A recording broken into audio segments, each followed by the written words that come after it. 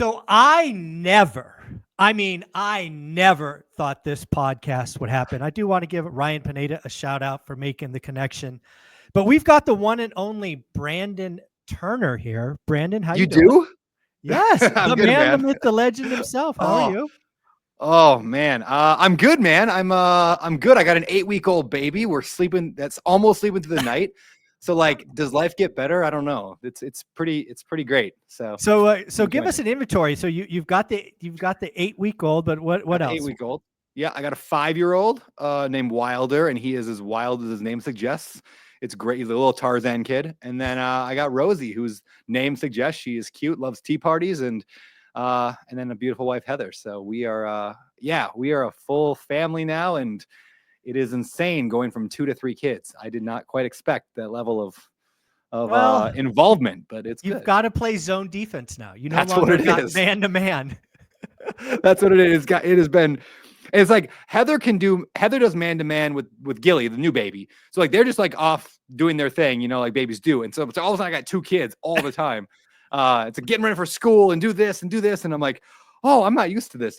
Heather does this usually, but now it's just on me. I'm learning how to be a dad, which is great. So There you go. There you go. Well, let's get into the drama and why I thought this podcast would never happen. all right, I've let's hear shared it. with my audience for the last 5 years, and I think I've said this exact quote: "I hate Brandon Turner." Dude, I can't wait to hear this. I have no idea what's coming. Yeah, let's just put it out there. So, all right, I cannot wait. So first and foremost, as I've told my audience, you have no idea why this guy on the West Coast hates you, why he has said that, because the stuff that happened, as I will go through it in detail, probably never even hit your radar, but it meant a lot to me, and hence I've buried it. I was a bit, and by a bit I mean a lot, probably an immature ass back in the day. So whatever's coming, I deserve, and I'm okay with that. Well, I don't know about that. Hopefully I've grown, but man, I expect bad things here. Well, let's go back. So this actually goes back to the early days. Right. I was a featured blog. So I wrote once a week for Bigger Pockets as one of their featured blog posts, and was doing that regularly for I don't know, let's call it a year. And then this intern comes in named Brandon Turner. And young, dumb kid. No, I mean, I had, and let's be clear, I was young and dumb too. We're both 20 years older than all of this nonsense, but it is what it is. Josh Jorkin says this guy's coming in, you take over, and in the beginning you're making some changes, but you're adding more rigor to the articles. You're trying to get some standards, right? You're doing the right things. But then as you go through that, you probably start feeling yourself. And I start feeling attacked. Because again, I'm not a writer. Writing is not easy for me. So one of the thing that set me off was I wrote blog posts in a series, right? Like I would take a word, like, I don't know, house, and I'd write an article about an H and then an O and then and I would try to do something like that. Sure. And, you didn't like that. And then about a month later, after 4 more posts, you basically came out with an edict that said, thou shalt not do series. You cannot do series anymore. And I don't know if anybody else is doing them, but I felt that was directly aimed at me. And I was like, this son of a bitch doesn't know what the fuck I'm dealing with. I have a full-time job. I got, working 60 hours. I write these articles at freaking midnight. He doesn't have the balls to call me and ask why I do this. And I've had enough. I give up. It's stressful. It's no longer fun. I'm out. And I've carried that till right now. And now I've just laid it down, and now I feel a little better. Wow, man. It's good to know. I do remember killing the series. Not to throw Josh Dorkin under the bus, but that was definitely a Josh Dorkin decision. However, I supported it at the time, and here's actually why. It wasn't you. It was you and one other person, maybe 2, that were doing series. And so what was happening is it would be part 1, part 2, and then they would conflict with other people's part 1, part 2, and everyone just got confused. And it was just like, this doesn't work. It's like, wait, I read part 1 yesterday, but now part 3 is out today. I don't understand. Because nobody reads the author name, like most people don't. So anyway, that was why the executive decision was made. Well, that's really funny. So Never knew it was Josh Dorkin. Probably because I didn't ask. I threw my crayons on the ground and walked out like a little baby. Oh. So again, didn't know that. That's good to know. And second, I had no idea. Now it makes sense. So maybe I remember that was an Mike. opportunity for communication, but I don't know. Yeah, you remember? I think it was House with Mike LaCava. Was that his name? Yeah, I don't know. LaCava. Yeah, Right? yeah. Was that his name? Yeah. He was doing serious posts too. I remember that. Well, I don't know why I remember that, but I remember he was one of them that was doing serious too, right around that time. And man, that's a long time ago. You know what? Though I will own it. It was still my edict, and I handled it poorly. So I apologize entirely because that was my fault. No, so I could explain that. Yeah. Yeah. So as I've again, we're both 2 decades older. We both have kids. All of that stuff. I handled it badly as well. Right. I said I threw my crayons on the ground. I could have reached out to you. We had communicated a couple of times directly. I could have reached out and said, like, what the hell? And, I let a bad moment get me. And frankly, I've carried it. And, I've watched you do amazing things. You're a hero to the real estate community. So I have heard your name. From it. No, I mean, you've got to know it. I've heard your name so often. And I'm like, I fucking hate that guy. I hate that guy. I will continue to disappoint people for the rest of my life. So this will not be the first nor the last time I will disappoint people. Especially, this is a hard year for real estate too. So it's going to be a lot of disappointments. I've got about 2,500 investors right now that are disappointed in me. So I'm getting used to this feeling. This is great. Yeah. Well, I want to thank you for saying yes to this. You didn't know what I was going to say. I feel better. It's nice to know there. As I expected, I could have done a better job myself. And you know what? I will no longer say I hate Brandon Turner. So good. I will let that go. Good, man. Because probably a good thing. Yeah, because whenever I see your content online, I'm not kidding. I think I said in the text, I'm like, hey, I'm a big fan. Whenever I see your content, I'm like, oh, I love this guy. I'm a YouTuber. Like he's got a good head on his shoulders, like better than most in the internet marketing world. So like the social media realm, you know what you're doing more than most. Do you remember that first Bigger Pockets event in Denver? I remember it. Oh, wait, let's see. That was the very first one I was not at. Here it goes back to the smallest piece of my story. I couldn't afford a ticket to it. And this was, I wasn't quite an intern yet. I was still a volunteer at the time with Bigger Pockets. And so Josh didn't offer me a free ticket. And I literally couldn't afford the $300 and the flight. And so I did not go to that one. Yeah, I was there, one of the speakers. Yeah. And again, I flew in from Singapore for that event. Did you really? Did you live there? No, I was sold software. So I had global responsibilities. So I would literally be in 3 countries a week usually. So, and that's, you're not doing that anymore, I assume. No, dude, I've been retired since 18. Yeah, there you go. No more software since 2018. But yeah, I was, I Bigger Pockets, way back in the day, it was the spot where hope lived. That's where I really thought Bigger Pockets was in the beginning. You got Josh Dorkin running around getting all these servers and all this stuff, and you've got all these volunteers and contributors just giving out hope. That's what I really thought Bigger Pockets was, way back when. Dude, that's how I found it. I found Bigger Pockets because I searched Google, or maybe it was Dogpile or one of those websites, Yahoo, I don't know. But I remember typing in whatever. It was something. Yeah, exactly. Ask Jeeves. Yeah, we go way back. I was like, what to do when tenants don't pay rent? Because my dad was like, you're gonna be a real estate investor? Like, the terrible idea. Tenants won't pay rent and you'll be broke and bankrupt. And I was like, you're right. I was like, oh yeah, I'd read a book and I was excited, and then I dashed all my hopes and dreams. And then I type into Google what to do when tenants don't pay rent. I find an article called What to Do When Tenants Don't Pay Rent. And I don't remember what the article said, but it gave me hope. I was like, oh shoot, there's actually answers to the negative Nancys of the world, and people actually get beyond that. And that changed my life forever. I owed everything to Josh Dorkin and the Bigger Pockets world, because man, he built something incredible. And it's gone on, changed and morphed, and it's different today than it was, but it's still a powerhouse. No, it's still doing great. Where I'm not trying to say it's not doing great things or having hope today, but I'm just trying to commiserate about what it was, way back when. Well, back then it was a commute, like it was much more of a community because it was just smaller. We all knew each other. Like it was. I mean, it's private equity today. It's not bad. It's great. It helps a lot of people, but it is a private equity owned company today that is very large and very successful. And that's why I didn't last there. I lasted about a year with private equity once Josh exited, and I'm like, I can't do it. Yeah, I'm not a private equity worker. No, very cool. Well, let's get in and see if we can't give some folks some hope. I love it. When was your first real estate deal? What year do you remember? Yeah, 2007. Early 2007. Bought a house. You remember how great that year was? Yeah, it was the start of a couple of bad years.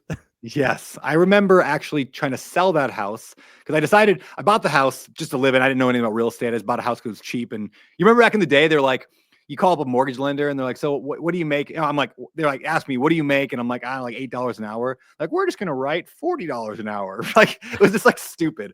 Like they can just add what's your net worth? I don't know, -5,000. They're like, oh, we're going to write 150,000. Like they just made things up. It was like the no doc loans. You just make whatever you want up. So like I got a house because I could. And then about 6 months into the house living, I was fixing it up and just renting it out to a bunch of buddies. I remember thinking, I'm going to go backpack Europe. Like a year. And I was like, how much would I need to backpack Europe for a year? And I thought probably about 15 grand, which is now kind of laughable, but I was like 15 grand, I could live for a whole year in Europe. And so I was like, well, where do I get 15 grand from? And I thought, I wonder if I sold my house, if I could get 15 grand from it. So I run the numbers and sure enough, I was like, oh, I could actually make like 25. So I fixed it up the rest of the way and I sold it. And then I got married instead. So I spent 25 grand on a wedding. And you had the money, but it went to the wedding. Yeah, it went to the wedding instead, which was a much better purchase. I did get to Europe with my wife a few years later. So we spent 3 weeks instead of a year and we spent about 15 grand, but whatever, it was great. So that was my first year. Yeah, 2007. But here's the point. I remember watching TV and in the living room, we were packing everything up. All we had left in the house was the couch.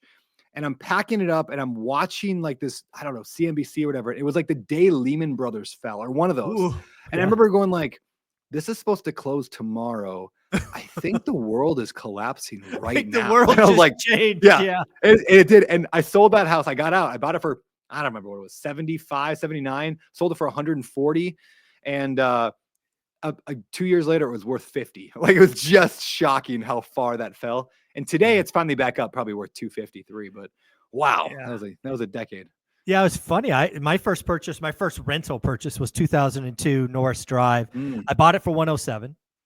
I did a cash out refi probably 18 months later, bought some more units, turned it negative, what I call an alligator. Now it's not cash flowing, it's negative, stupid. But I buy 2 more, so net I'm positive. At least that's what I tell myself. And Norris Drive goes all the way up to I sell it at 265. I do a 1031 in 06 into an apartment building. It goes all the way to 300. And then it crashes to 75. Jeez, yeah. This is the world that you and I lived through. It was wild to watch that. What's it worth today, you think? Probably today about 340. I just looked the other day. Okay. But it took 15 years to get back to 300. Yeah, that's wild. Oh, yeah. I mean, it always gets back there, but sometimes it doesn't get back that quick. I would be retired because I went to a Bruce Norris event and he said California crash, and I didn't know what that meant. So I looked it up and he was right. So I sold all my houses right at the peak. Like you sold yours the day Lehman closed or blew up. I think my last one was right around that time. So we were out of houses in apartments when the great crash came, which was a nice place to be when it all came apart. Yeah, I just flipped my way through the crash and couldn't really sell them because nobody was buying, and so I ended up owning a bunch of rentals. And actually, that's how I discovered like, oh, rental property investing is actually kind of cool. So, yeah, it was. I don't know if I would have got there without the crash. You know, I worry about people today. I mean, it's not happening today as much as like a year ago. But how many people you know and I know, like they get into real estate, they don't know what they're doing, they flip a house, they make all the mistakes, and they make 200 grand because the market just went up. I don't actually think that's a beneficial thing in life. Like those people just don't know pain. We learn just painful experiences. Well, let's just have it out. There were a lot of people doing stuff in 21 and 22 that just got fat, dumb, and lucky. Yeah, and a lot of them are gone already, and many more will go this year. I think 2025, at least in residential real estate, will be the hardest year yet. I think it will be harder than 2024. I think it gets better from there in 26, but we got one more hard year. Yep. We're looking at it with multifamily right now. You know, I'm like, if I can just, I got to last to 2025. We got to get the rest of the inventory online that they've been building for the last few years. And then there's going to be nothing coming online. Nothing. Like, there's nothing after that. And then rents are just going to skyrocket because supply and demand is all out of whack. And we're going to have a great 26, 27, 28. Yeah. So it's like, you just survive till 2026. Yeah. Survive through 2025. Yeah. Well, let's talk about syndication. Yeah. Because one of the things that I have seen, and BiggerPockets is a great place for this, because again, there's always this focus of energy in real estate, right? Yep. Is it BRRRR? Is it STR, short-term rentals? Is it syndication? Is it, is it sub 2? Whatever it is, right? There's always something in the sun. But man, I got to tell you, having been in the game 25 years, anytime that sun comes around, I run the freaking other way. Because it gets crowded, it gets stupid, the fraudsters come out, it could get ugly. I 100% agree. Yeah, and it's like, it moves so rapidly, and then everyone, it's like the stuff that worked a few years ago just doesn't work. So you got to find the new thing. So then the guru finds a new thing, they start teaching it, it becomes the big hot thing, and then then it gets overbuilt, and then you got to find the new thing. And so you're kind of always jumping around. There's a few things that just generally always work, but even some of those have been tested the last few years. Like just buying a rental property and holding on forever usually works.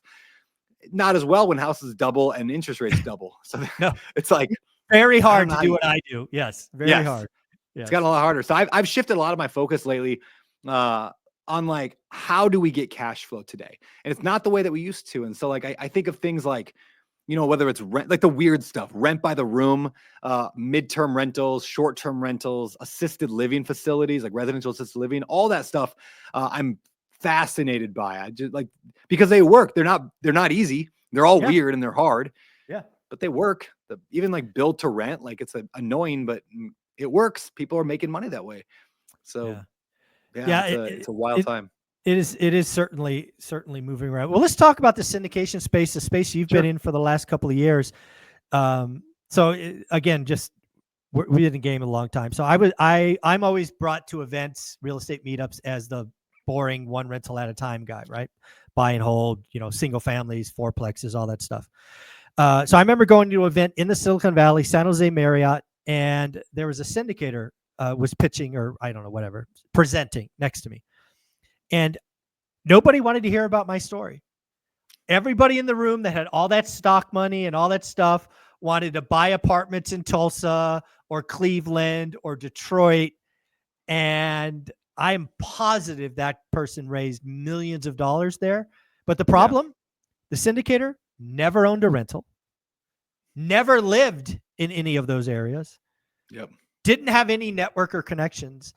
And the best case scenario is they were funding somebody else's deals, but it didn't sound like it. They sounded like they were just going to go gung-ho and go on Loopland or Crexy and go find a deal. Just find a deal, Oh, it's not that easy, guys. It never was.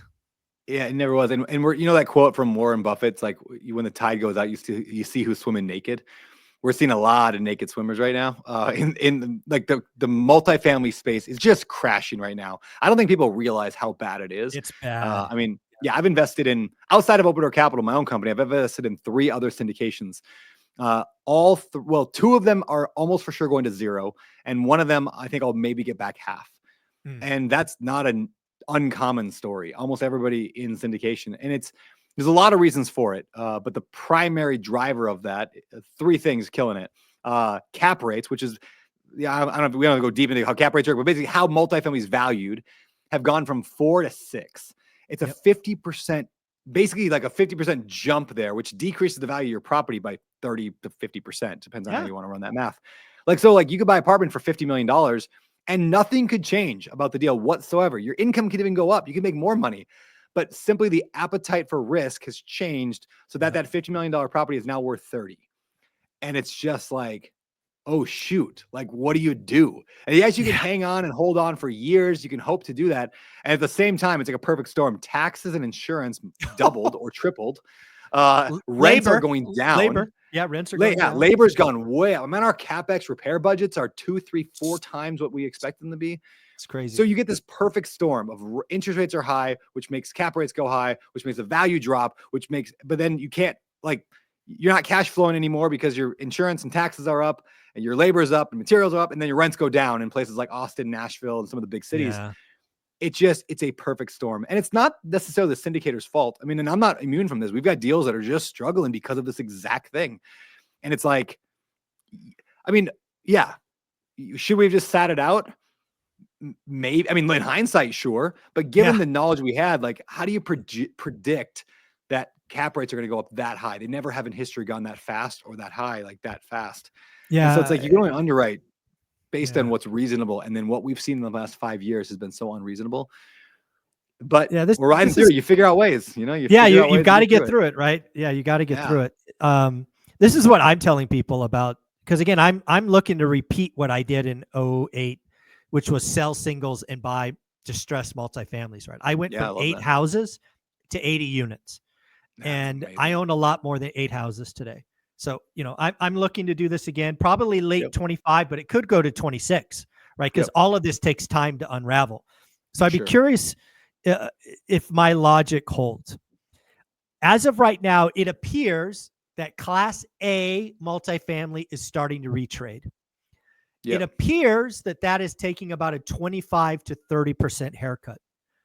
That is what is, and again, it's not a lot of trading, but it's starting to move. Am I doing okay so far? Yes, correct. I agree. So I don't play in Class A. I'm not Ken McElroy and got hundreds of millions of dollars. Not where I play, but it's fun to watch, right? It's a leading indicator. However, I do own a lot of Class B and Class C stuff. And if Class A, using round numbers, is down 30%, and oh, by the way, Class B and Class C got stupid cap rate compression. Yes. Right. These things are going to revert to the mean. So we might be looking at 40, 50, maybe in some cases 60% off once this stuff starts to retrade. Am I nuts? Yep. No, I don't think you're wrong at all. I think that's exactly what's happening. And when I look at some of the values under some of our properties, because of that cap rate stuff and because of everything else, it's like, oh shoot. Like, it's not, I wouldn't say any of ours are worth half, but they're definitely worth a third less. A couple of them are like a third, 30 to 40% less. And we had a lot of B class stuff. It's going to be a wild ride. Now, interesting enough, this is what I was actually talking to Ken McElroy about this, is what he says is he's seen that like all these foreclosures should be coming on right now, and they're not.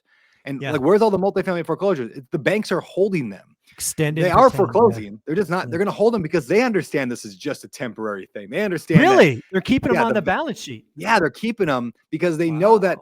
Yeah, they lent at 60 million. They take it back. It's only worth 30 today. They're just going to hold on to it because it'll be worth 60 again in a couple of years. And they're like, we know that's coming. So they're, according to McElroy, they're holding on to them because they believe in it. So I actually think there's a tremendous opportunity right now. In fact, we're looking at probably doing this in the next year, is in the rescue fund world, like area, right? And like, I don't want to be like I don't want to be a shark that goes in and just like destroys people. But on a deal, it's like a motivated seller with a single family house. If you're going to lose the property anyway, I can save it, but you're going to have to give me a lot. Like, you're going to have to discount it and this and that. There's going to be LP money that's going to be wiped. It is what it is, but it's, maybe better than the alternative of foreclosure. And so I think that there's a good chance I'll create a good size rescue fund. Cardone is doing the same thing.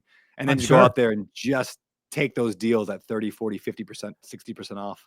One of the most disappointing things I read I read this week, it was actually out of the Real Deal. So, I don't know how that's sourced, but they're a decent publication.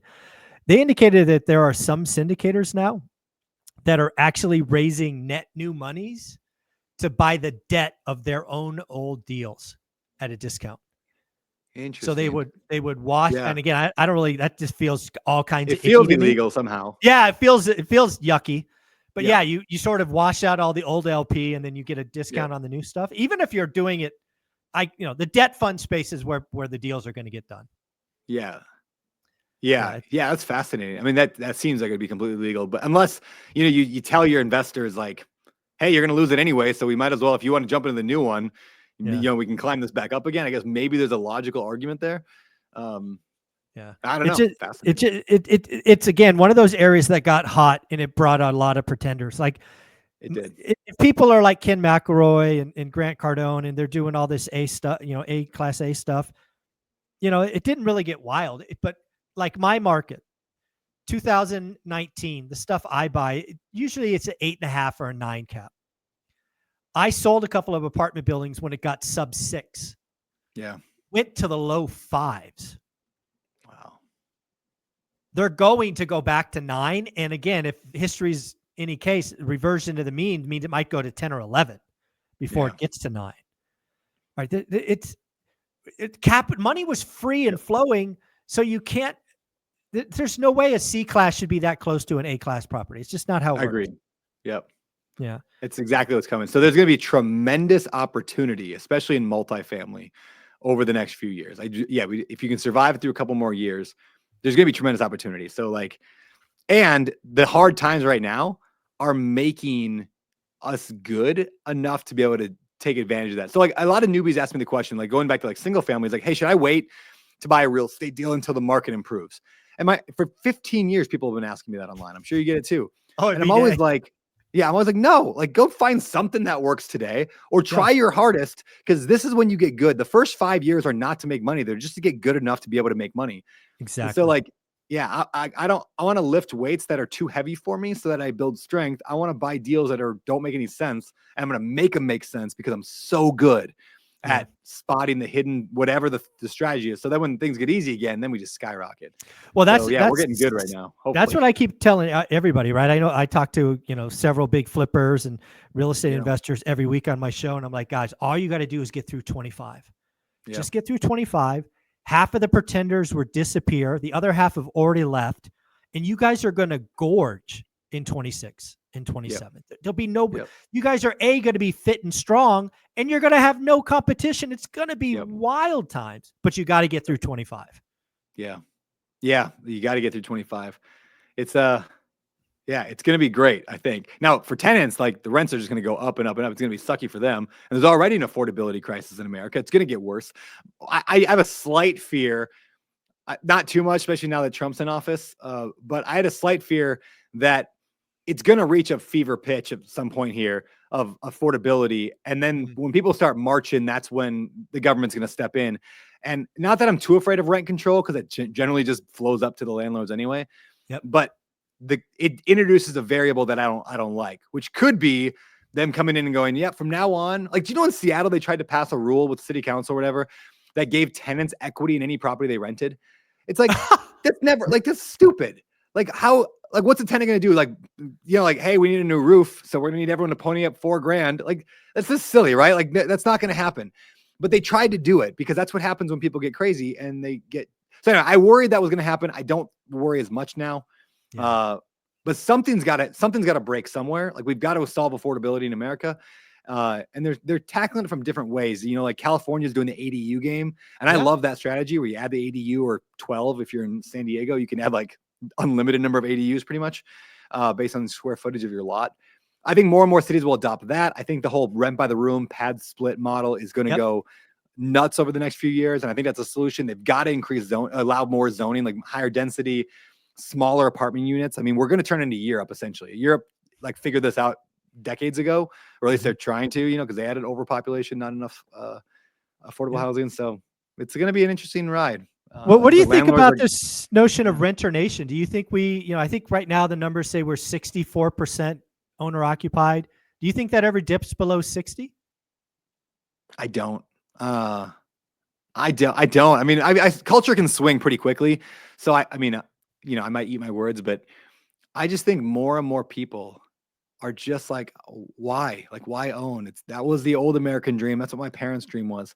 That said, all that changes it's just financials, right? So as soon as it's cheaper to buy than rent, then people go back to buying. But I don't know if we'll ever get to that point where it's cheaper to buy than rent anymore. So I would wager, if I was a betting man, that we're going to be a renter nation forever. Really? Okay. Renter nation. Yeah. All right. It's funny because one of the things that, I was at an event and asked if I had a magic wand, what would I do to fix housing? And there's only one answer, in my opinion, is you have to incentivize entry-level housing, right? I'm talking the 950 square foot, 1.5, maybe one car garage, right? We haven't done that since the 70s, and in some spots, the 50s. Yeah. If we don't really get after that, and I don't know if that's taking over government land and them giving it to the builders for free or whatever it is, But if we don't have a national initiative to produce, hundreds of thousands of entry level housing, this is going to get ugly fast. Yeah.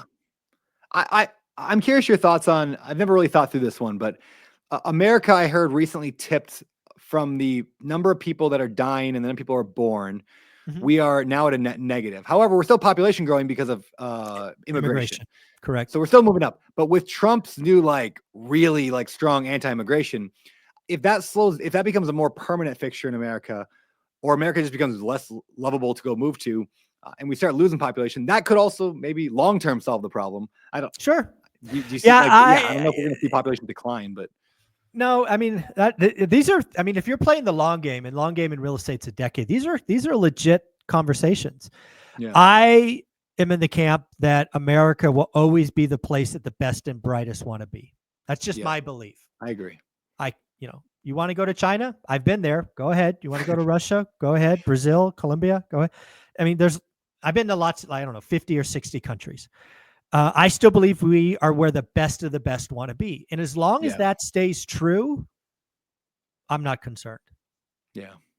Yeah, I agree. I think there's going to be fallout in certain markets. Obviously, it's already kind of happening. The cities are growing a lot bigger and a lot of rural areas are dying.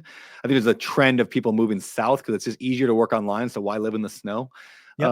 I think we're going to see movements there. I think AI is going to do some things that none of us can predict. We all know AI is changing the world rapidly.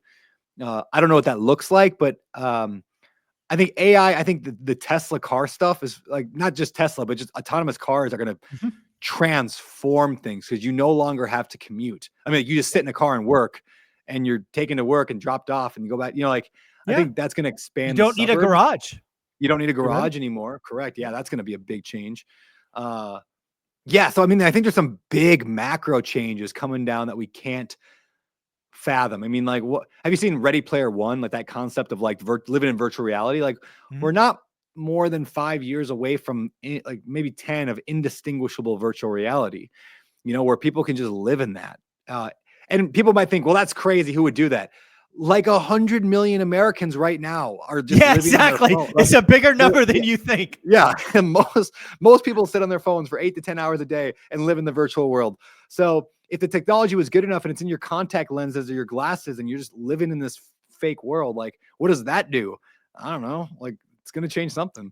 Well, if you really want to get wild with it, the thing that is out there that could really crash birth rates, not that they're already down, but really take them even the next step lower, is this virtual reality, companion bots, whatever you want to call those things. If that's going to get wild. Yeah, it's going to get absurd. We to take it a little PG-13, right? There's already a pretty bad porn epidemic, you could call it, in America, with especially young men. No doubt. It is going to be so much worse. We can't fathom how bad that addiction is going to be for it's going to hit everywhere. And what do you think? I don't know. Who's going to go have a girlfriend when they can have a real looking girlfriend in their virtual reality that will do whatever they want? It's going to be insane. Yeah, that's I was listening to a podcast the other day, and that was like the third rail of AI and robotics, or autonomous. I was like, oh my God, this could end really, really bad. Yeah. All right, let's step away from that crazy stuff. Let's talk about when I got started, I was 30. I think you were in your 20s. What would you tell someone today? Sometimes we just got to get people. What would you tell somebody starting today? Yeah, great question. A couple things. One, the bar is still low. And what I mean by that is it's not hard to buy a rental property, even a cash flowing one. It's not hard to go pick up an Airbnb or midterm rental, rent by the room, assisted living. None of those things are hard. Most people will never take action. I got a training course, whatever you want to call it. And I teach newbies how to buy their first deal. And I got a couple hundred people in there, and maybe 40 show up to a call. And I'm like, you just got to show up. And it's I'm just going to teach you everything I know. Just show up once a week for an hour. And it's nobody does. We have 1,000 people in the Better Life Tribe that are all real estate investors. We'll get 30, 40 out of 1,000 to show up to a call. And I'm like, what? What are we doing? The bar is low. So I want to give people hope in that you understand you're not competing against 300 million Americans. You're competing about 12 that are actually doing the work, you know? So like, if you just do the work, you're going to be in the top. This is about every industry, by the way. You're a contractor who returns a phone call, top 5%, right? Yeah. You're a plumber who actually just doesn't rip people off and shows up on time, top 5%. The bar is low. So that should give people hope. And then it just comes down to three things. It's like consistency, persistence, and intensity. In other words, like consistency, you just do the right stuff over and over and over. You do not, to go football metaphor, you don't need to throw the ball a Hail Mary every play. You just got to get your guy to run down the field 3 yards. Just run 3 yards, pass 3 yards, and you will score touchdown after touchdown. It's consistency that matters, right? Mm-hmm. But then most people, even if they're consistent, they give up. And they do it. Hey, I was consistent for a week, for 2 weeks, for 3 weeks, and then I stopped. So consistency has to be coupled with persistence. You just don't give up. You go long term. And then lastly is you can play with intensity, right? So I'm going to work on my real estate 5 minutes a day, or I'm going to work for 5 hours a day. I'm going to work at like a CEO level, or I'm going to be in there fixing stuff myself and, you know, being the handyman. Just different levels of intensity. But the intensity, like you can ratchet that up and down based on what you want, but consistency and persistence will get you there. So it's identify like, what is the next step I got to do? And just do that thing. Just move the ball down the field 3 yards over and over and over. There's no chance you aren't financially free in a short amount of time.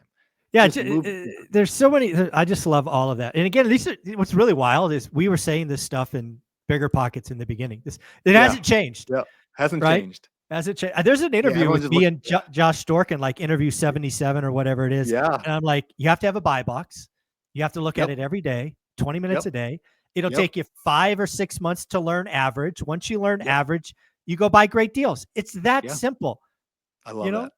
Dude, I teach it all the time. I'm like, the biggest thing that holds people back, I think, is not money. It's not deals. It's decisions.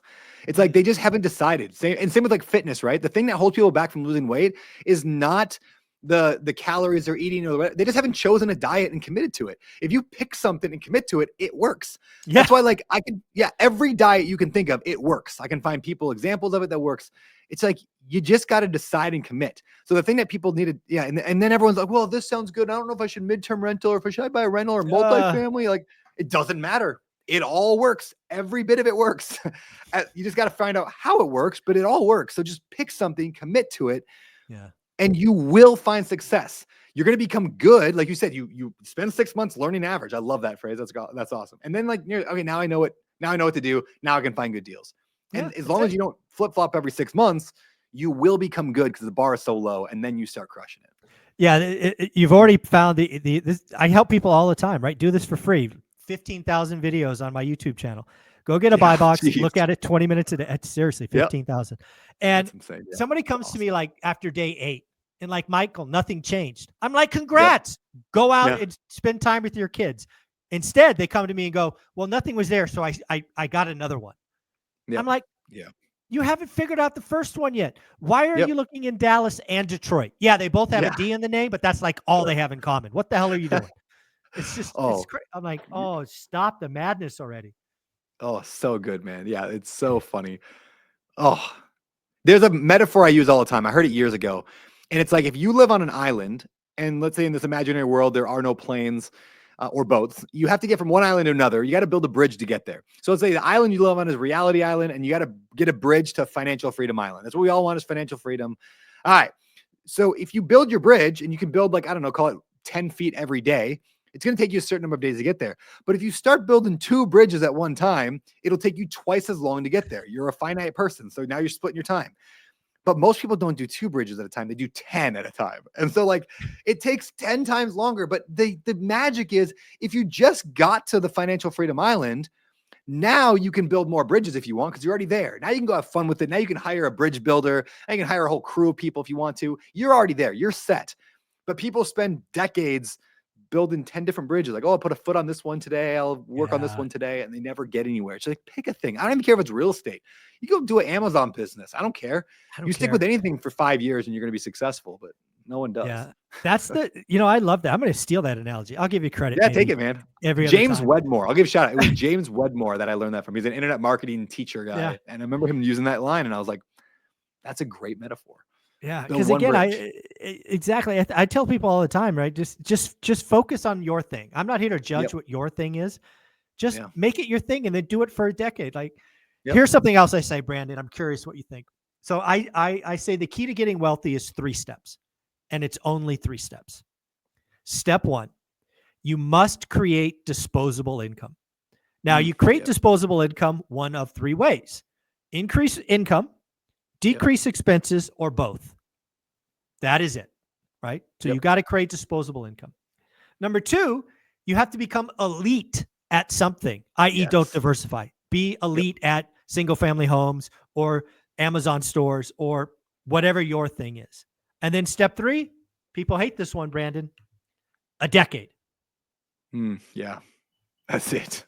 That's all it takes. I could not add anything more to that. That's exactly what it takes. And it's not just real estate, it's anything. It's anything entrepreneurial. That's all it takes. Yeah, and I don't know why people. It's like, here's the other wild thing. Dion works with Bigger Pockets. Dion McNeely. I'm sure you know him, the lazy landlord. He says, guys, you're going to be alive in 10 years. Invest like it. I'm like, genius. Yeah, that's good. Yeah, it's wild, and I'm sure a lot of it is like you see the gurus online and you see the maybe even like people like me, and you see us at the end of our journey or like later on. Chapter 25. Like, oh, he's got that many units. Oh, I'm sad that I don't have that many. It's like, this is 20 years in. This is like you can't you can't compare yourself to that. It's like, it takes time and nobody wants to give it time. But the thing is, time passes anyway. So like, you might as well just take the time. Like, cause what else are you doing? Like scrolling TikTok? Like, it's like, and it's not even that much work. I like to talk about this. There's a quote in, what book? It's the Whole 30 diet book. So like the Whole 30 is a diet. There's a book about it, the Whole 30. There's a great line in the introduction. It says, don't you dare say that the Whole 30 diet is hard. Cancer is hard. Your spouse dying is hard. Drinking your coffee black is not hard. And I love that concept of like there's almost nothing hard. Not even almost. There is nothing hard about real estate. It's like, oh, we got to send an email. You got to make a phone call in your air-conditioned office, sitting with your in your comfy chair that's like bouncy. You know, it's like everything is so stupid, cushy, and easy in real estate. You might have to think a little bit. Oh, boo-hoo, in your air-conditioned car, you got to think about how I'm going to get this deal worked out. It's like nothing's hard.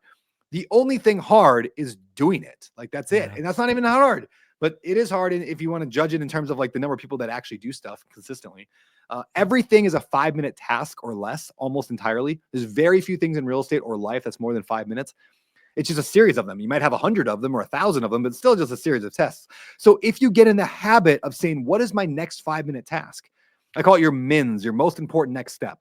Just get in that habit of always asking, what is my most important next step? It's like the metaphor I often use is reading a book.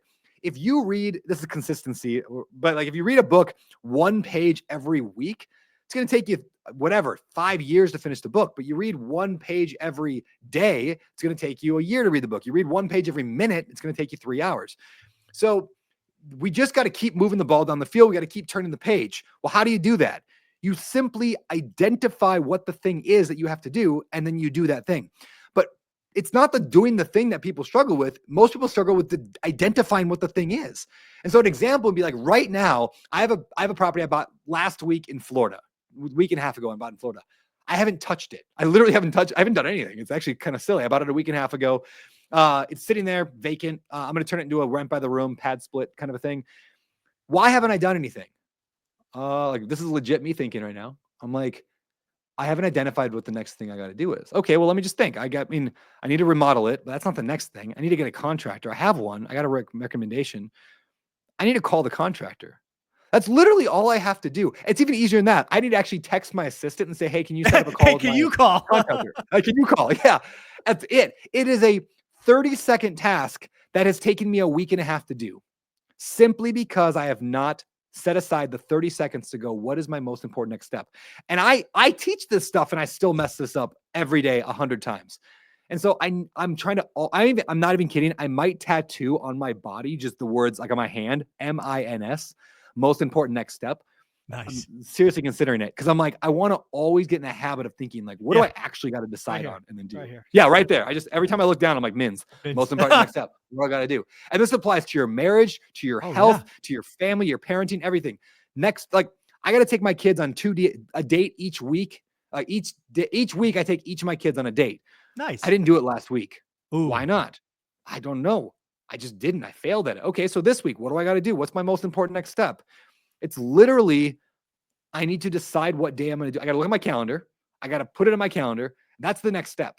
Yeah. That would take me 10 seconds to do, but it took me a week to decide that. Anyway, rant over. But man, if people just did that, identified the next step, and they did it rapidly over and over and over, you just move so fast through life to all your goals. You'll hit them so quickly.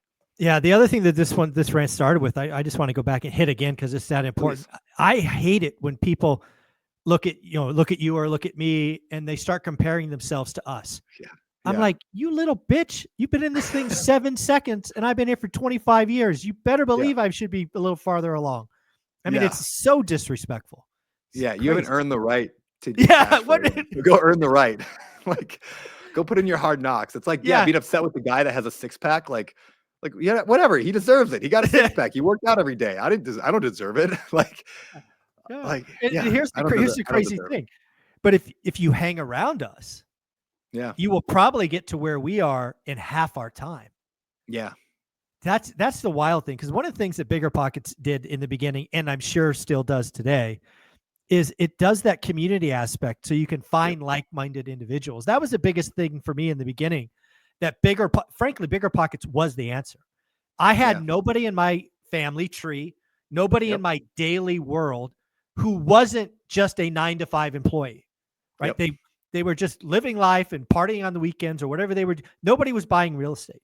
If Bigger Pockets wasn't there for me, thank you, Josh Dorkin, I don't know where I would have been. I probably would have washed out because my first tenant screwed me. And if I didn't have Bigger Pockets to kind of share the story and hear others get through it, I may not be here today. I might still be working. Wouldn't that be a big failure? Jeez. It's such a good reminder of how important community is in building this. Last year, I'm going to brag about myself for a second. Last year, I set a goal to go from, I was at 23% body fat and I went down to 14. How'd I do that? Well, I mean, I've worked out for years. I know how to work out. I know how to eat healthy. The only thing that changed, why I changed this year and dramatically improved my body. I mean, got way stronger, way bigger. I got traps for the first time. I got shoulders. This is great. What changed? I joined a fitness challenge with 12 of my close friends. And we just harassed each other every day over in a WhatsApp group about our workouts. And we had some penalties like, hey, if you don't work out, you got to owe $100.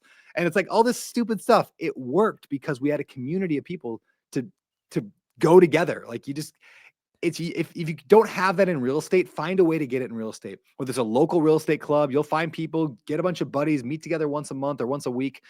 Even if it's just digitally, go in Bigger Pockets and hang out and build your friend group. You will become the average of the people you associate with the most. And so level up your group. Bigger Pockets is a fine place to go. One of the things I chose to do is I leveraged Alex Hormozi's school community. And I created I created a one rental at a time school community. 67 pennies a day, $20 a month. We've got like 360 folks in there growing a couple a day. And it's that's awesome. Yeah, it's just people talking about buy box, doing the work, wins, people doing rent by room. It's a big thing right now. You're absolutely right. We've got multiple people doing it in there. And it is just so fun to watch because I'm not really poking and prodding it anymore, right? It's got critical mass now. And it's just like watching it from the outside to make sure there's no bad behavior. And it's like, wow, these people are doing some pretty cool things. That's so cool. Yeah, I love that stuff. How do you like school? I haven't played with school yet. We're on Circle over at. I don't know any different. Circle and Kajabi. Okay, yeah. Yeah, I haven't used it. School is great for me for a couple of reasons. One is the community aspects, right? Just the post, just like Bigger Pockets was or Facebook. Yep. It has a calendar. The thing that I did for a long time is I had a private Facebook group, 2,000, 3,000 members, but I couldn't communicate with anybody. Yep. Like when I had an important message, like 12 people got it. And I'm like, this freaking, and I just, I'm like, no, thanks. It's crazy. But because I just check a box and I can send it to everyone. So the problem with Yeah, I haven't used School, but I've used Circle and Kajabi. The problem, like, there's no perfect solution out there, but it's like whatever suits you. Great. Yeah. You mentioned Alex Ramosi though. He actually has a quote I think that really changed my life a lot, or at least maybe defined why I'm successful at certain things and why I'm not at other things. And I think it applies here to what we were talking about a minute ago. And that is, he put it, I think it was $100 million offers, but he gives a story. It's not really a quote, it's a story, right? Where he's talking about, if I wanted to be a consultant and I said to you, hey, I consult people. Okay, now you're worth $50 an hour. Hey, I consult business owners. Maybe you're worth $200 an hour. I consult business owners who are real estate investors. Okay, now maybe you're $500 an hour. I consult business owners who are real estate investors who also have podcasts, and I teach them how to combine the two to make a lot of money.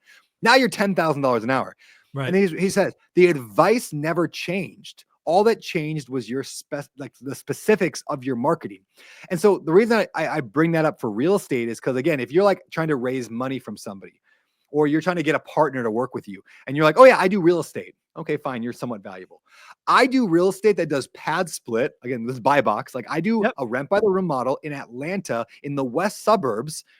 And, you know, blah, blah, blah. All of a sudden people are like, yeah, he's got my, I'll give him that money to him. Like, you're in because you didn't change. You're still doing real estate, but the specificity of it will show that you're world-class, or at least imply that you're world-class. So yeah, it's funny raising private money. I've raised millions of dollars twice and never asked for a penny. I just kept documenting what I was actually doing in my buy box. And people said after 3 or 4 times, I like what you're doing. Can I give you some money? That was essentially what happened. Yep. Right. It's simple. The money is not the hard part today. No. Like, the deal is the hard part. It's hard to find deals today, but there's a lot of people. There's millions of millionaires, like literally millions of millionaires in America. So it's like, there's like 9 million millionaires. It's like, there's so much money out there, and the amount of money that was printed over the last few years. And like, it's just, there's so much money, and there's so few people doing the work. So like all the money just flows to the people doing the work. And so it's not hard. I mean, obviously I'm in a privileged position with bigger pockets, all that, but it's like, I've raised $500 million. Like, that's insane. Why? Insane. Because 2,500 people was like, well, I got a full-time job. I don't have time to do the work. Brandon's doing the work. I'll let him do it. Like, it's just, do the work, and then you'll attract the money if you just do it right. But most people don't do the work, like we said. So there's a couple of things I wanted to dig into, because there's a couple of phrases that are thrown around the real estate industry that kind of grate on me. And I'm just curious what you think. One is Grant Cardone says this all the time. Bigger is always better. What do you think? Yeah, I disagree. Oh, thank God. I wasn't sure. I fully disagree. And like, I hate when Cardone says stuff like, you shouldn't start with anything less than a 50 unit. I'm like, listen, if you're going to go buy a 50 unit property, first of all, guaranteed you're raising money for it, which means now you're going to lose grandma's money to buy this apartment because you don't know what you're doing. No, you start with the single family or the duplex, and then you learn and you make mistakes and you probably lose money. And then you buy the fourplex and you learn and you probably lose money. And then eventually you earn the right to raise capital and do the 50 unit. The only exception there maybe is you partner with somebody who's got the experience in the hard knocks with the 50 unit, 100 unit, and you take a small piece of a large pie. Fine. I can see that world. That's not what Cardone's saying, I don't think. No. I get the feeling, this is probably really negative on him, and I don't mean to like throw under the bus, but like, this is like, it's like, if you tell people that to go start with the 50 unit, they're going to try and no one's gonna be able to pull it off. It's just too big. They don't understand the things. Then they're gonna be like, well, I guess I better just give my money to Grant because he's doing it. So it might just like that. That's just a really good marketing message to start with a 50 unit, because he just knows nobody's going to actually do that. So, you know, because if he said start with a single family, no one would give him money. They would just go and buy a single family because everybody can do that. So anyway, bigger is not always better. In fact, I've got a lot of units, 14,500 units. I would guess your net worth with your portfolio is significantly higher than mine. I don't know that for sure. I don't even know my net worth, but my guess is it's higher, because it sounds really good to have 14,000 whatever units. I've got 2,500 LPs who come first. I've got banks that are then in there. And then I've got partners that own 55, 58% of my company. And I'm the very, very, very last person out of that entire group of people to get paid. And so it's really good for the ego to say I got a lot of units, but I guarantee you make more cash flow than I do. Guaranteed. Because I make no cash flow almost at all, because I'm the last one to get paid. And we have a lot of investors get paid first and a lot of preferred returns to hit. So yeah, bigger is not always better. Yeah, again, sure. bigger is better sometimes. I'm cool with that. Like 2008, 9, 10, Yeah. 11. It's just not. I hate in real estate. I hate the word always. That's Yeah. just. It's like no. Me too. It's not true. Here's what's hard though. You and I are nuanced guys. Like we can say like it's like bigger is not always better, but sometimes it is. It depends on the situation. Like that's the truth of it, right? That doesn't sell on social media. What No, sells it on social doesn't. media is you're an idiot if you buy less than 50 units. Go Yeah, bigger, 10x. yeah, Like that's yeah, gonna sell. yeah. And which is why I never go viral ever, no matter what. Yeah, I've I never had a haven't viral either. post of me talking. It's like That's because I'm funny. just like, yeah, it probably would work. I think they all kind of work. You just got to do the work. Yeah. Like that's not sexy. It's Yeah. like if you just Here's said, here's the next one for you. well, anyway, So keep going. I got this one from Bigger Pockets back in the day, and as I said in my book, One Rental at a Time, I believed it. I operated with this rule for the first 8 houses, but I hate it now, and that is the 1% rule. Ooh, yeah. I hate the 1% rule. I'd love to know your reason for the hating the 1% rule, and I have my own reasons for. I don't know, hate's maybe a strong word, but for not using it or talking much about it. Yeah. So I You go hate it first. because it sends the wrong message.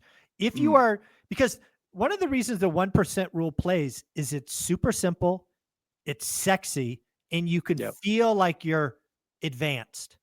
Yep. Right. It gives you that illusion that you know what you're doing. Yep. But if you really use the 1% rule in most markets, it drags you to the D areas. Yep. It ignores things like HOA. Yep. Right? There's all of these other things that once you get in the game and you really understand cash flow, that the 1% rule kind of ignores or misses or whatever. So I think it's not a bad rule for guys like us who have experience that we can look at it. But when you're really early, and again, I bought 8 houses because of the 1% rule. So I used it. But watching it evolve over the years, too many people get burned by it because it just drags you to the wrong quality, in my opinion. Yeah, I 100% agree. And I think everyone's looking for the shortcut. Another Hormozy quote is he said something like, the shortcut to success is the long way. And it's like, if you want the shortcut, it's just you go the long way. The same as like people want the shortcut to analyzing a deal. Well, the shortcut is to run the numbers in a good spreadsheet that you understand fully how it functions, so you can understand where the mistakes are and where you're going to screw up. And you got to get really good at it. And then you got to analyze 100 of them before you even halfway know what you're doing. It's like, that's the long way. I like the idea of a rent to price ratio algorithm in my head, which is what the 1% rule really says. It's like, what is the rent compared to the purchase price? And I can compare within a market different options. So I can say that one, I think would rent for $2,000 a month and it's $300,000. That one would rent for $2,000 a month and it's $700,000. Okay, that one's probably a better deal. Right. But even that, like, yeah, I mean, even that, the taxes might be completely different. There's an HOA over there. Like you said, there's all these factors that are not factored in. Like, yeah, learn how to run the numbers correctly. It's not hard. It takes less than 5 minutes to run the numbers on a deal. And probably really it's like 2 minutes. Yeah. Most of that time is just spent looking up what are the taxes going to be. And it's not hard to run. It's just go a little bit deeper. Because again, the 1% rule is super sexy, and I've seen people use it and act all swaggy. It's like, you really don't know what you're doing. You're going to buy the wrong stuff. You're going to buy the wrong stuff. That's true. One of the things that I see you putting out here recently is something called, again, could be wrong, but I think it's called the stack method. You want to break that down for us? Yeah, it actually kind of goes what I said earlier about the Cardone thing, about like, I don't like 0 to 50. I don't like 0 to 100. Like, I think you got to learn along the way. And so what I kind of talk a lot about is the stack. I'm just like, just buy a house. If you bought one, like, let me give a backstory. I once heard, do you remember the show Income Property on HGTV with Scott McGilvery or Gilvery? So Income Property, at the very beginning of every episode, they'd go, Scott McGilvery is a contractor and real estate investor, blah, blah, blah, with 100 houses, blah, blah, blah. And I was always like, 100? Yeah, 100 houses. How could a human being own 100 houses? Because at the time I owned 2. And I was like, it takes me a year to buy a house, fix it up, rent it out, get it stabilized, buy the next one a year later. I'm like, how the heck does he do that? Well, this is how a guy does that. It's called the stack. It's like you buy the house and you make a bunch of mistakes and you make no money because you don't know how to analyze deals. And you're like, well, that sucked. But then next time you buy the duplex, and don't get caught up on the specifics, people. I'm talking about buying a bigger deal. Let's call it a duplex. You already own 1. It's not that much harder to go to 2. to have now you've got a 2 unit and the 1 unit. Okay, well now you got 3 units. You hold that for a while, get used to it, make a bunch of mistakes, learn, and then you buy the 4-plex. And then you hold that for a little while, then buy you 8-plex, 16, 32. So we got 1, 2, 4, 8, 16, 32. That is 6 purchases, and you're already up to over whatever that is, 60 something units. If each one of those purchases, each layer of that stack was, I don't know, whatever, let's call it 1 year. That means in 6 years, you'd have 60 units. That's great. If every unit gave you a couple $100 in cash flow, you are now retired in 6 years. That's the stack. It's a way of symbolizing like, oh, and then go 1 more year, you buy the 64 unit, and now you're over 100 units. Now you're Scott McGillivray on HGTV, and you did it in 7 years. Now, if you did that same cycle every 6 months, now you did it in 3 years, 3.5 years. And so it's a way of explaining real estate growth is exponential. It can be exponential. It doesn't have to be, but it can be exponential. And what I found is easier today for me to buy a 100-unit mobile home park. I buy a lot of mobile home parks. I can buy a 100-unit mobile home park far easier than when I bought that first single-family house. So as you scale, it actually gets easier in that stack, but it wouldn't be there if I hadn't done the original. So that's the stack. No, I think it's a wonderful idea. And again, I think everybody, like you could be, again, a boy of mine, Dion or Coach Carson, right? Where you're trying to get to what is the least amount of units I could get to cover my life expenses? That's an amazing goal, right? If the answer is 10, 12, 18, I wish you nothing but success. But, Olivia and I did a version of the stack method, but we didn't know what that was, what it called, but we were only buying houses. So we bought 8 houses over about 3.5 years. Then we learned, thanks to Bruce Norris, that houses were going to crash. So we did what was called a 1031 exchange. And we took those 8 houses, and in about 9 months, maybe 10, we had 80 units. Now, the next thing we could have done, we didn't, but we could have held those 80 units for, let's call it 5 to 7 years. And we could have 1031 out of those 80 units easily into 300 or 400 units. Right. It's just about owning assets for the long term, building equity. And then if you want a 1031 up, you can, right? You don't, the stack works. You don't have to go to 2000, right? You just know your numbers. So Olivia and I were comfortable at 200 and we're good to go. But I think the stack is a great thing. I wish more people would talk about it because it's literally monopoly, right? It's greenhouses, red hotels. Houses and hotels. That's all it is. Yeah, I like to take concepts, there's a like education trick or whatever you want to call it, is like I take concepts that take more than like one sentence to explain, and I just put a name to it. So like the word burr, I was from a blog post I wrote in Bigger Pockets. House hacking was a blog post I wrote in Bigger Pockets, and then the stack, and there's been a few more over the years. And you just put a name to it. Alex Hormozi talks about this in one of his books too. But it's like you just put a name to stuff, and then people thinks you invented the strategy. I just put a name to the stuff because I have a big following that it sticks. But that's awesome. But it also helps if you're an educator trying to explain something to somebody. Yeah, people will remember the name, the stack. They'll remember burr. They remember house hacking. More than they'll remember a 4-sentence explanation of what it is. And so, I think that's simple genius is genius. That's awesome. Are you still doing good on time, or you got to go? You got family commitments, or I got pickleball in 2 hours, so I'm good. We got time. Good. The other thing that I was thinking about is I have said, and I'm curious if you believe this as well. Something I did not do in my real estate investing journey, but I wish I had, and that is house hacking. I believe house hacking is the cheat code to wealth. I agree. I'm a huge fan of it. I have house hacked almost my entire life. And that includes right now. Actually, at this very moment, I'm not house hacking, but April 1st, here in a few weeks or whatever, you want to call it another month and whatever, some change, 2 months. I got a friend of mine moving into my extra unit at my property, and he's going to cover a good third of my mortgage. Now I'm living in a $4 million house in Maui, but so I got a large mortgage, but he's going to cover a third of it. And if I have another house on the property, because this is basically a 3-unit property, I could rent that house out for $3,500 a month. That would take care of another third and a half. I'd probably be living for, I don't know, $1,000 a month, something like that in Maui, Hawaii, with an ocean view and a stupid, house hacking is a cheat code. And it's not just for that crappy duplex in a bad area when you're 20 years old, which is, that's how I started. Crappy duplex, bad area. But so it works from there all the way up to $1 million houses in Maui. It is a cheat code to success because you get the low down payment because you live there. It's like training wheels for real estate investing. Mhm. It is, you're, like you said earlier, like you got to get disposable income. Well, what's your biggest expense? Your house, your Exactly. housing payment. Get rid of that. And all of a sudden you free up a mass amount of money while learning, while growing. It's win, win, win, win, win. Yeah, there's a couple. The handle is PTO for life. They're now on their 9th house hack, right? Yeah, that's awesome. And they've done crazy things like lived in a master bedroom, right? This is a husband and wife couple, no kids.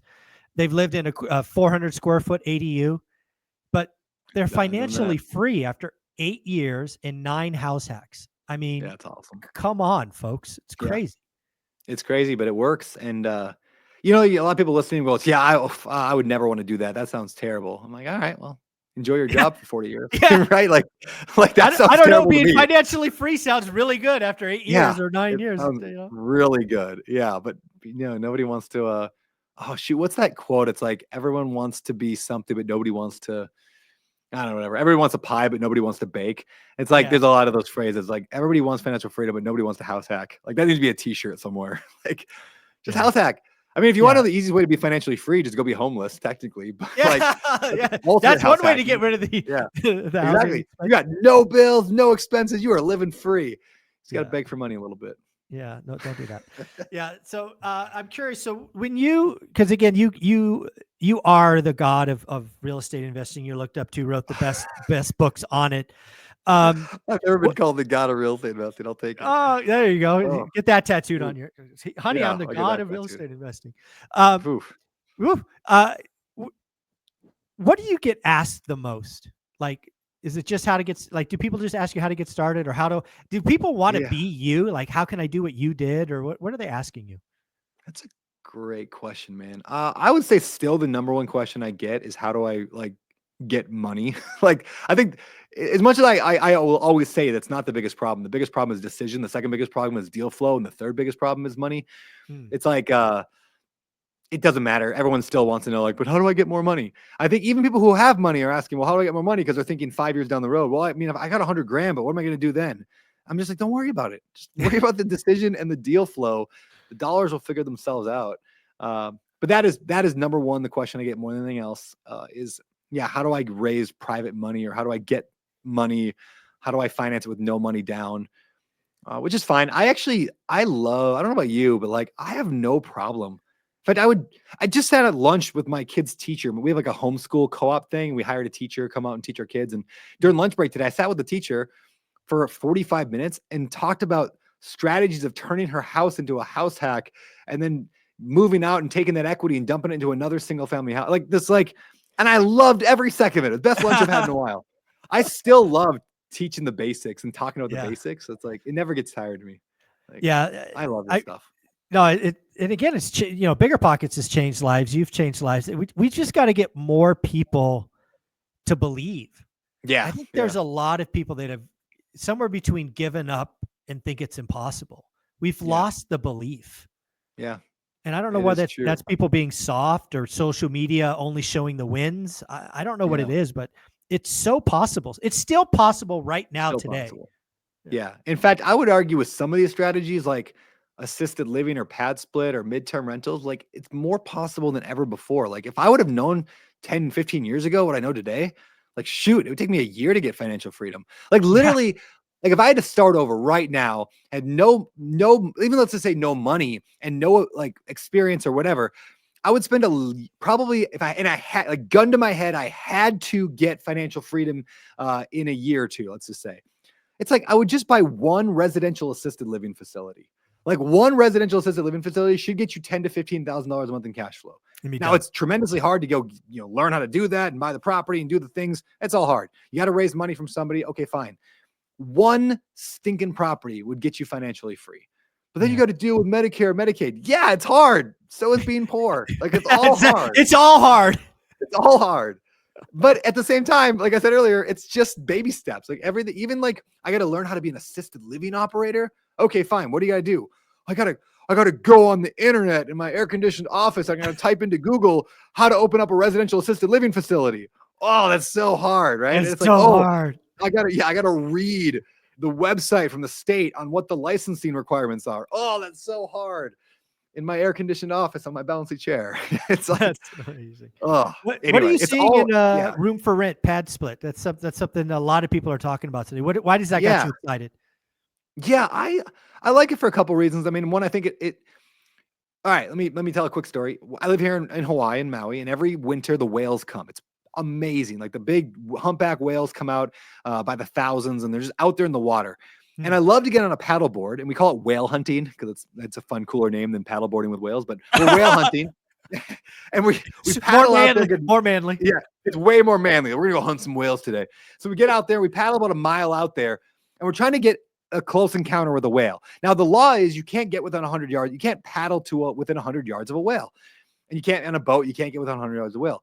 But the whales They don't know that. ridiculously don't know the laws. Yeah, they don't know the laws. I don't know why.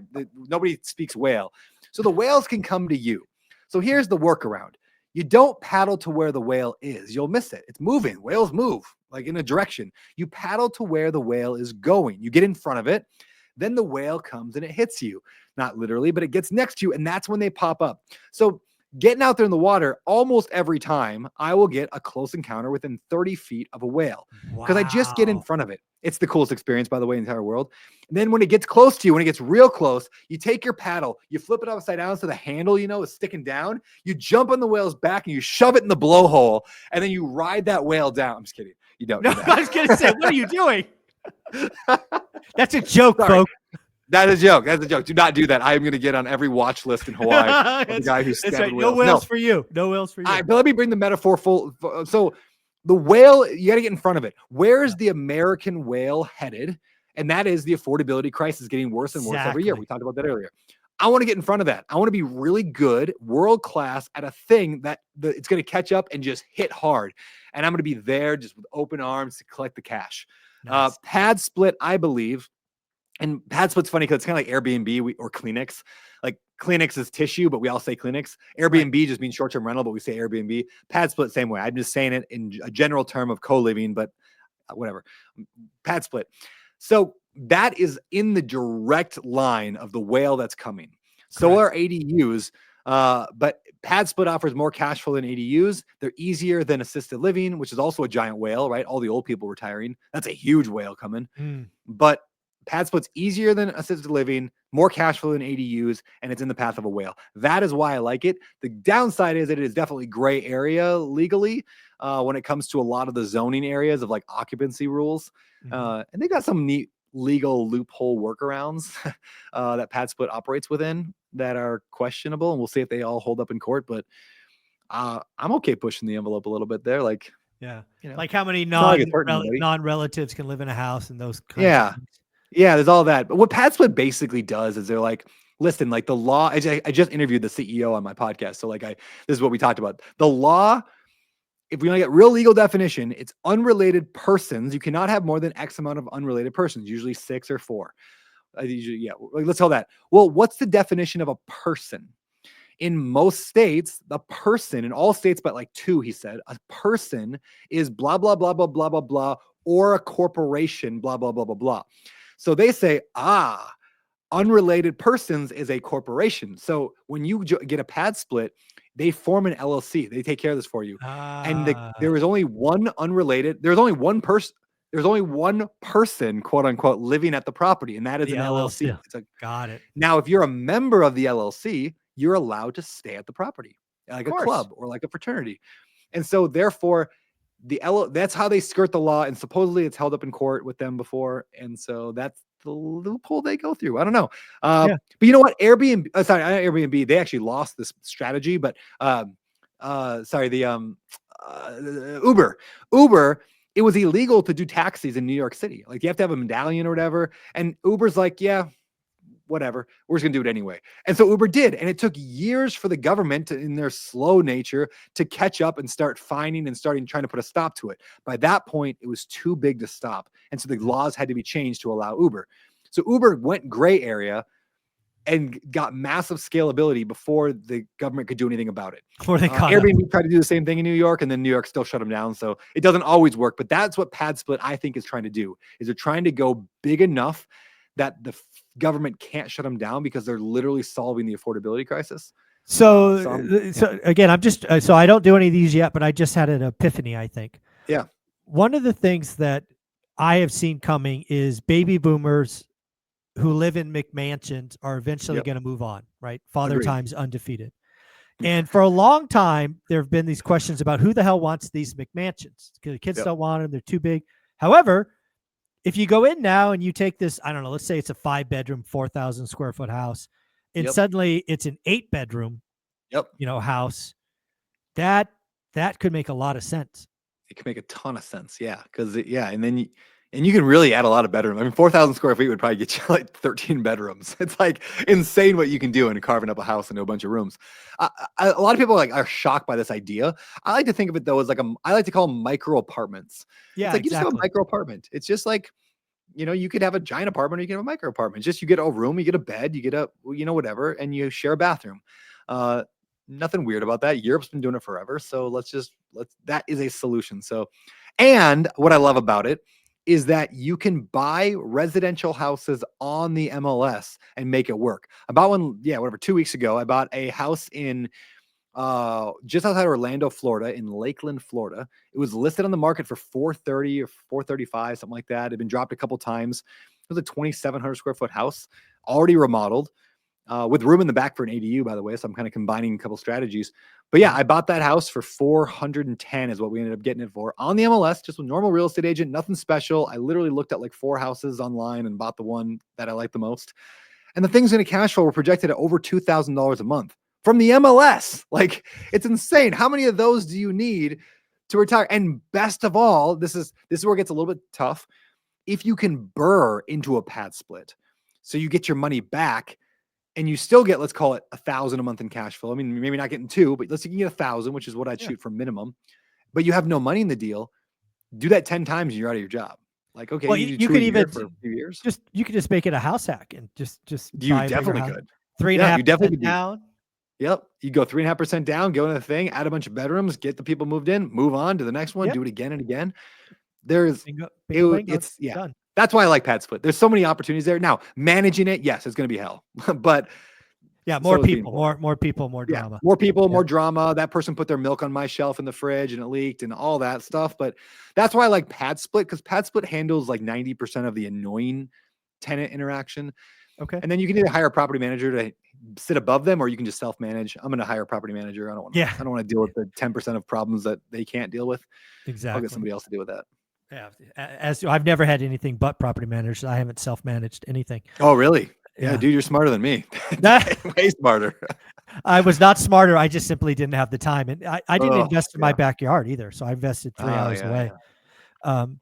So when you're looking for like your buy box today in Florida, did you have a minimum square foot? Because you've got to have some size to kind of get the bedroom, bathroom config. Yeah. In fact, actually, that goes to another thing I like about the rent by the room model is that you can define your buy box and it's all public on the MLS, what that is. And that is like, I'm looking for houses that have usually 3 or 4 bedrooms, but at like, or 2, 3 or 4 bedrooms maybe, but at least 2,000 square feet, if not more.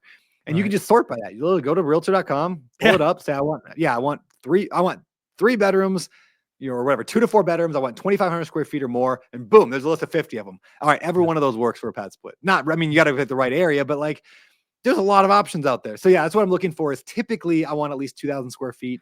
Because what I want to get is like 8 bedrooms. I mean, really, all the profit is in the last bedroom or 2, if it makes sense. Like the first maybe 7 bedrooms are all going to pay the expenses and everything.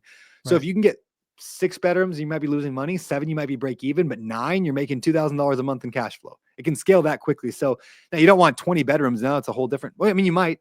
I know people building. You can build to rent these rent by the rooms, and that's super interesting because now you can design them with separate entrances for every unit. You can add little a bathroom suites for each unit. Everyone's a suite. So I know a guy building a 16 bedroom, 16 bathroom house. Oh my God. All with, and it's not a pretty, I mean, it's just a box, like it's just a box, but like, it's not meant to be pretty. You're not trying to get a cute homeowner to like their cute kitchen and their cute porch. Like, it's just for people who solving a problem. Yeah, solving a problem. You work at McDonald's or 7-Eleven or Walmart, Target, or what they say is like 50% of the US population who can't afford rent right now. That's all you're trying to do is give them safe, affordable, clean housing that's easy to get into, that doesn't have to, you don't have to have mass amounts of money and credit and all this stuff. You're solving a real problem, and it's a growing problem. It's a beautiful model. But we'll see how it works. I got 2 in the works right now that we're remodeling and getting them ready. So both in Florida? I'll report back next time. There you go. Both in Florida or no? One's in Florida, one's in Atlanta. Okay. All right. So East Coast, Southeast. Right now, I mean, Pad Split specifically is focused on that side of the country right now, and they're moving westward. Like they just launched Denver, and I think they just launched South LA maybe. Yeah, LA because of the fires. They launched it for that so they can, because that's a real solution to a problem. You lose your housing, hey, like you're a single person. There's a lot of single people out there that make less than $50,000 a year. Where are they going to live in California? It's a good solution. Yeah, they talk about 14,000 houses being destroyed in LA, but folks, there's lots of apartment buildings that were hit as well. Yeah, that's great. That's a great point. Yeah, so terrible experience. Yeah, I just found out one of my favorite authors, Stephen Pressfield. He wrote a book called The War of Art. Anyway, his house burned down. I was like, oh dang, like that sucks. Yeah, wow. You imagine? Yeah, I can't imagine. Oh. How's Hawaii doing? Because obviously you had we had the fires too. Yeah, it's good. I mean, you wouldn't even notice it over on my side of the island. I mean, because I'm like 40 minutes, 30 minutes from Lahaina, but it's insane when you drive over there and like it's just not there anymore. It's like an entire town that's classic and iconic and that everyone's been to and I've eaten 100 times at restaurants. It's just gone. It's just, there's nothing. It's just flat. It's the weirdest, like you're like, it's like a different world. I don't know. It's like you're in the Upside Down or something from Stranger Things. And how long, that was over a year ago or how long? Yeah, a little over a year ago. And they're starting to build some houses. The first house was starting to be constructed, but it'll be a decade at least before that's put back to normal. Like it's going to take so much. I mean, here's the problem with Maui is like, they only could build like 100 houses a year. Like the infrastructure, being contractors on island, the number of like permits they can issue, the inspectors we have, all that. You can maybe build 100 houses a year on Maui, and we have 2,000 to build. Like, how do you do that? It's just, it's so overwhelmingly complicated. And then combine that with completely incompetent government, which is just every government, but especially Hawaii governments. They just can't seem to pull their head out of their backside. And so it's like there's hundreds, this is what's ridiculous. There's hundreds and hundreds of these little ADU homes that were shipped in after the fires. And like, you just see fields of them here in Maui, fields of them, of these homes that are brand new, like nice homes that are just tiny homes basically. And there's hundreds of people homeless and we can't solve that problem. We can't get the permitting, or the government can't let it be, oh, that one doesn't have the right, whatever connection to the sewer, whatever the problems are. We can't seem to figure out how to get hundreds of homeless people into these hundreds of homes that are sitting there for free that were shipped in to help because the government's incompetent. And that's just the entire US government, but it's a little bit worse and you can see it here. So anyway, the other thing Hawaii's got, everything has to be shipped in. I mean, that's yeah, everything does. Yeah. Yeah. Lumber, steel. It's an adventure. Ugh. So give me some hope. Let's end this on a positive note. Yeah. How would Brandon end this on a positive note? Somebody wants to get wealthy, get to Financial Freedom Island. Let's leave them in a positive place. Yeah, man. Oh, like you said, we said earlier, you have to believe it's possible because it is possible. And I think it's more possible than ever before to get financial freedom. However, mediocrity has no place in the market anymore. Like you have to be good. How do you get good? You got to focus, right? So like focus, do the work. You will get financial freedom faster than ever before. I'm going to be jealous at how fast you got financial freedom because it took me 10 years to get there. You're going to do it in 3 because I didn't have somebody yelling at me on a podcast to do what I'm telling you to do. And like, yeah, there's so much out there. And yeah, there's a lot of like ambiguity in the market. And what's AI going to do? And what is this going to do? And what is that going to do? But the one thing I know for sure is that the person who does nothing is going to be left out the most. So like, yes, AI might wipe everything we're doing completely away and we might all go live in the Matrix, but at least they can't take away the knowledge and the work ethic you built in the process. So do it anyway. Don't let the fear of the future hold you back. Just go all out, full tilt, make mistakes, make money, and adapt as needed. Brandon, I want to say this at the end. You are amazing, very kind, very knowledgeable. I want to apologize for every time I've recorded and said, I hate Brandon Turner. Oh, I deserve it, man. It was mutually deserved. Let's just leave it at that. We both own part of that. And this was a lot of fun. Ryan Pineda, thanks for setting this up. And I apologize. So dude, I accept and I apologize as well. There you go, brother. Take care of yourself. Have a wonderful time in Hawaii. Enjoy pickleball. All right. Thanks, man. See ya.